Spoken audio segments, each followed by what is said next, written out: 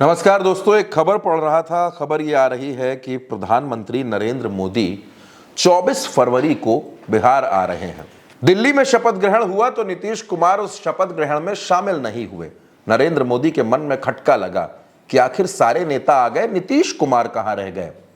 ठीक बात है, नीतीश कुमार नहीं आए, हो सकता है व्यस्तता हो या लेट हो गए हों, आ रहे होंगे। इंतजार खत्म हो गया, नीतीश नहीं पहुंचे। पहले से तय था कि एनडीए की मीटिंग होगी, कोई एक दिन पहले डिसाइड नहीं हुआ था, बहुत पहले से तय था कि जिस दिन शपथ ग्रहण होगी उस दिन एनडीए के नेताओं के साथ एक बैठक भी होगी। नीतीश कुमार को भी इस बैठक के बारे में पूरी जानकारी थी। बैठक शुरू हुई, बैठक में तमाम नेता थे, चंद्रबाबू नायडू, पवन कल्याण, अनुप्रिया पटेल, एकनाथ शिंदे, अजीत पवार, ये सारे नेता थे। एक चेहरा नदारद था, चेहरा वही नीतीश कुमार का। नीतीश कुमार ना तो शपथ ग्रहण में पहुंचे, ना तो एनडीए की मीटिंग में पहुंचे। प्रधानमंत्री को लगा कि नीतीश कुमार नाराज हैं, नीतीश कुमार रूठ गए हैं, क्योंकि मिलने के लिए वक्त भी नहीं दिया था। जब नीतीश कुमार दिल्ली आए थे प्रधानमंत्री से मिलने के लिए वक्त तब भी नहीं दिया था जब नीतीश कुमार दिसंबर 2024 में दिल्ली आए थे जेपी नड्डा से मिलने। तो नरेंद्र मोदी ये तो समझ चुके हैं कि बहुत सी वजह है जो नीतीश कुमार को बुरी लग रही होंगी, परेशान कर रही होंगी, और इसी वजह से वो नाराज हैं।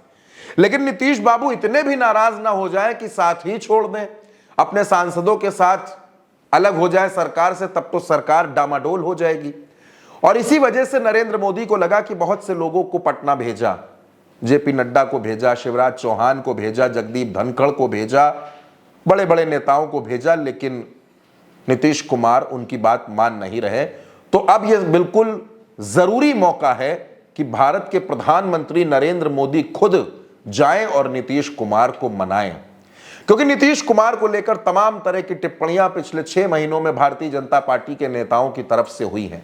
चाहे वो अमित शाह की टिप्पणी हो, दिलीप जायसवाल की बात हो, गिरिराज सिंह के बयान हो, बीजेपी के विधायकों और सांसदों के कमेंट्स हो, या फिर जिस तरीके से नीतीश कुमार को बिना मिले जेपी नड्डा ने लौटा दिया था और बिना मिले खुद मोदी जी ने लौटा दिया था। नीतीश कुमार की नाराजगी को दूर करने के लिए, उनको मनाने के लिए और उनको अपने साथ बनाकर रखने के लिए इस बार मौके पर मोर्चा संभाला है खुद मोदी जी ने। मोदी जी को लग रहा है कि नीतीश कुमार को अगर कोई मना सकता है तो वही मना सकते हैं। अगर नीतीश कुमार नाराज हो गए, अगर नीतीश कुमार खफा हो गए, तो बिहार की राजनीति में जो होगा सो होगा, लेकिन इसका सीधा सीधा असर दिल्ली पर पड़ेगा, सीधा सीधा असर नरेंद्र मोदी की सरकार पर पड़ेगा और सीधा सीधा असर खुद मोदी जी पर पड़ेगा।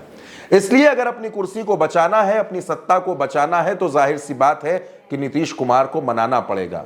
लेकिन अब दोस्तों, नीतीश कुमार को मनाने में प्रधानमंत्री मोदी कामयाब होंगे या नहीं होंगे, यह सवाल बड़ा दिलचस्प है। मोदी जी आ तो रहे हैं 24 तारीख को, 24 तारीख को मुलाकात भी होगी, लेकिन उस मुलाकात के बाद क्या होगा, क्योंकि नीतीश कुमार की शर्तें बिल्कुल साफ हैं। 122 सीटें चाहिए लड़ने के लिए और सीएम फेस नीतीश कुमार, निशान चुनाव लड़ेंगे हरनौत से। ये मांगे साफ तौर पर नीतीश कुमार रख देंगे प्रधानमंत्री जी के सामने। उसके बाद फैसला मोदी जी को करना है। अब मोदी जी या तो अपनी सत्ता बचाएं या फिर सत्ता गवाकर बिहार में नीतीश का साथ छोड़कर अकेले बिहार के रण में भाजपा उतरे। और ऐसा लगता नहीं कि मोदी जी अपनी सत्ता को दांव पर लगाकर बिहार की सत्ता हासिल करेंगे। उनको लगता है कि अगर नीतीश को मुख्यमंत्री बनाने से हमारी पार्टी, हमारी सरकार, मेरी सरकार बच सकती है, तो नीतीश कुमार से कोई गुरेज नहीं होगा।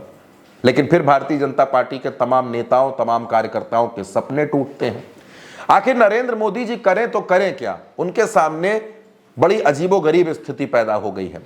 तो दोस्तों, अब वो मनाने आ रहे हैं नीतीश कुमार को। देखना यह होगा कि नीतीश कुमार मानते हैं या नहीं, और अगर नहीं मानते हैं तो फिर सियासत में क्या कुछ होने वाला है। फिलहाल के लिए मेरे साथ इतना ही। नमस्कार।